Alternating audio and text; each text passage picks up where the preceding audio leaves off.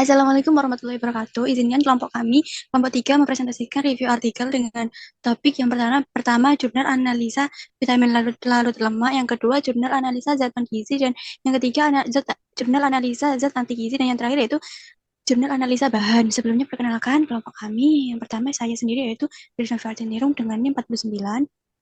Perkenalkan, nama saya Agil Kuto ini dengan NIM 050. Perkenalkan, nama saya Karisa Daanis Putri Hermanto, NIM 051.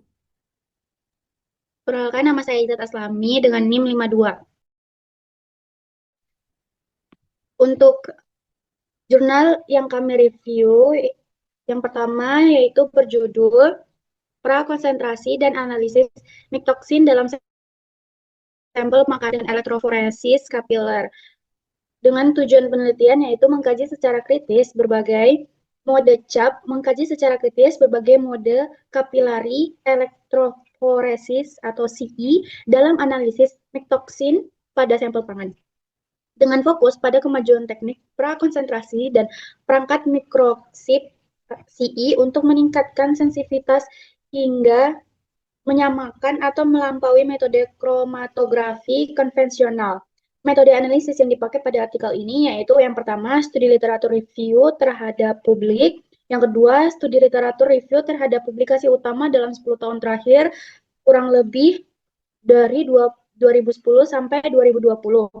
Yang ketiga yaitu klasifikasi teknik prakonsentrasi dan mode CE.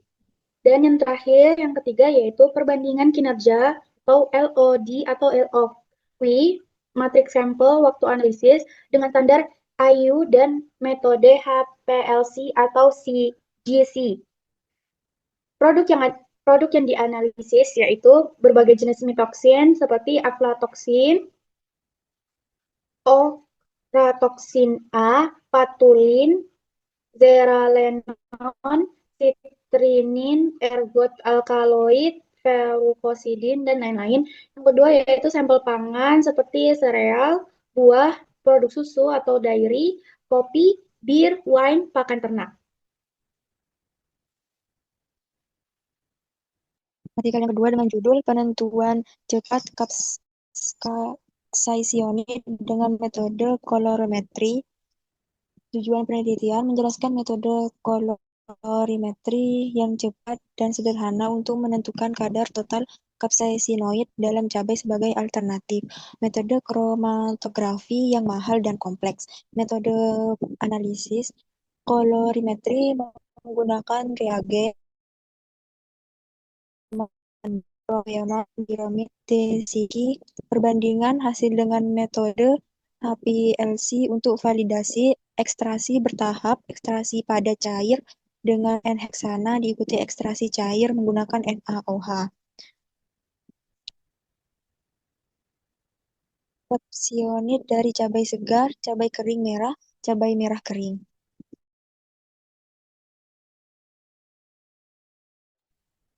Jurnal yang ketiga adalah kuantifikasi spektrofotometri cepat dan mudah terhadap total glikosida sianogenik dalam produk singkong segar dan olahan.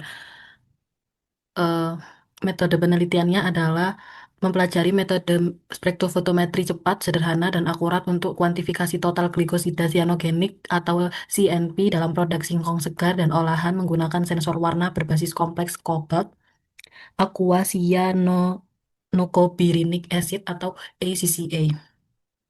Lalu menggunakan spektrofotometri UV vis untuk mendeteksi perubahan warna saat cyanida bereaksi dengan ACCA membentuk DCCA. Lalu kalibrasi dilakukan dengan standar KCN. Lalu pembandingan hasil dengan metode klasik isonicotinate dan uji validasi presisi dan akurasi melalui penambahan KCN eksternal dan replikasi pengukuran. Produk dari singkong atau manihot esculenta, yaitu akar segar, akar rebus, tepung singkong kering, singkong parut, panggang, kulit kulit atau korteks, dan juga diuji sampel jagung dan kentang sebagai kontrol negatif.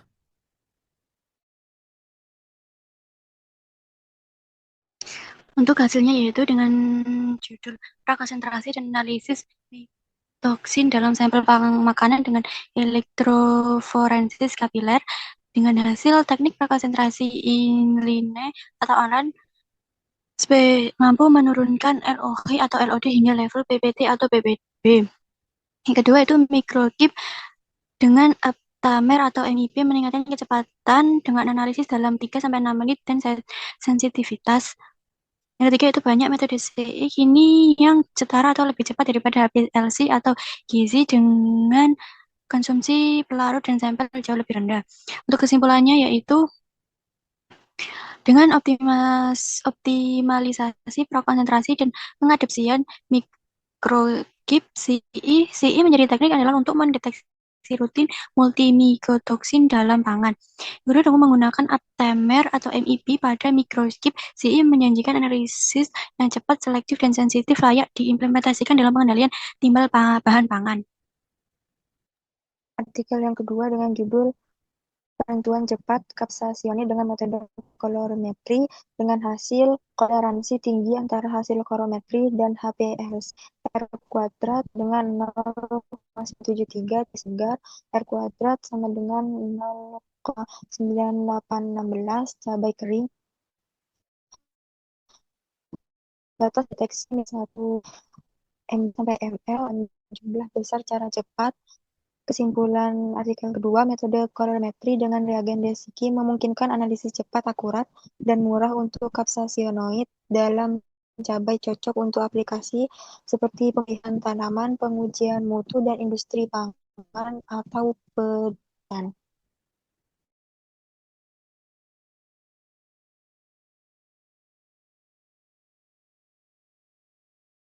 Yang ketiga adalah kuantifikasi spektrofotometri cepat dan mudah terhadap total glikosida cyanogenik dalam produk singkong segar dan olahan.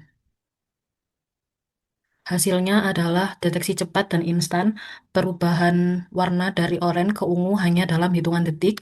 Hasil ACCA sangat konsisten dengan metode ISO, lalu akurasi tinggi 93-96%,